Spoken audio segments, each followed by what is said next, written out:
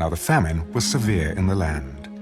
And it came to pass, when they had eaten up the grain which they had brought from Egypt, that their father said to them, "Go back, buy us a little food."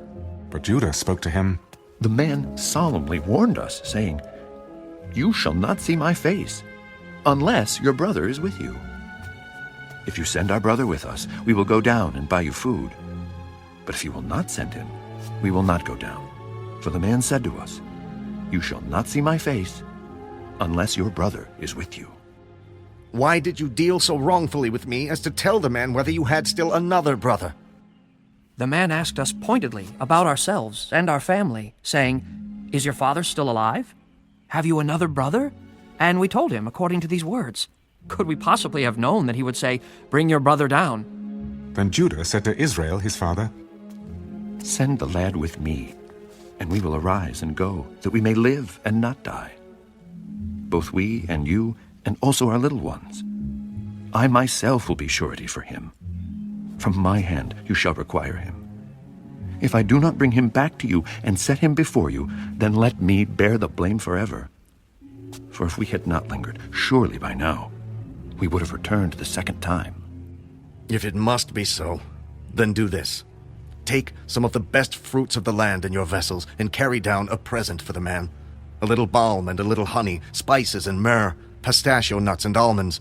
Take double money in your hand, and take back in your hand the money that was returned in the mouth of your sacks. Perhaps it was an oversight. Take your brother also, and arise, go back to the man.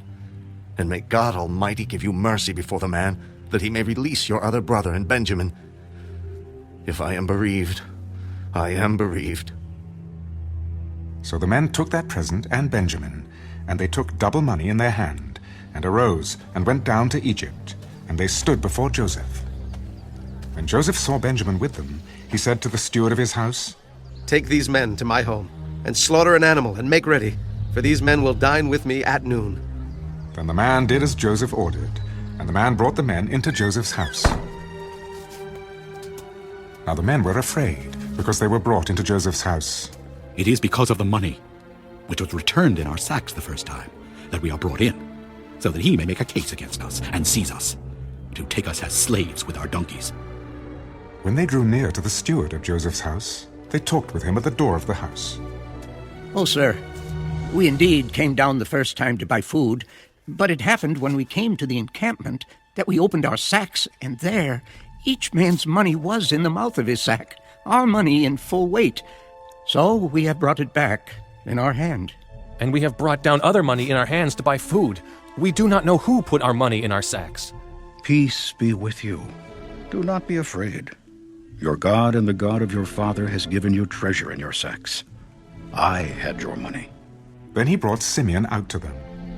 So the man brought the men into Joseph's house, and gave them water, and they washed their feet, and he gave their donkeys feed.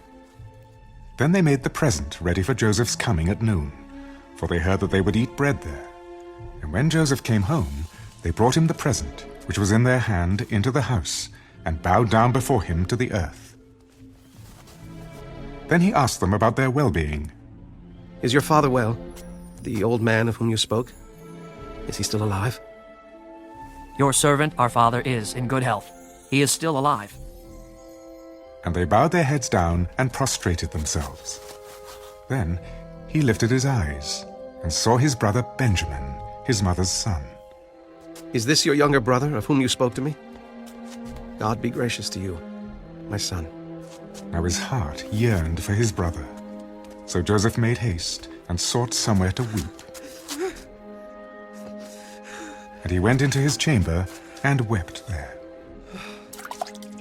And he washed his face and came out, and he restrained himself. "Serve the bread." So they set him a place by himself, and them by themselves, and the Egyptians who ate with him by themselves, because the Egyptians could not eat food with the Hebrews, for that is an abomination to the Egyptians. And they sat before him, the firstborn according to his birthright, and the youngest according to his youth.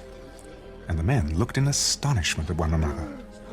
Then he took servings to them from before him. But Benjamin's serving was 5 times as much as any of theirs. So they drank and were merry with him.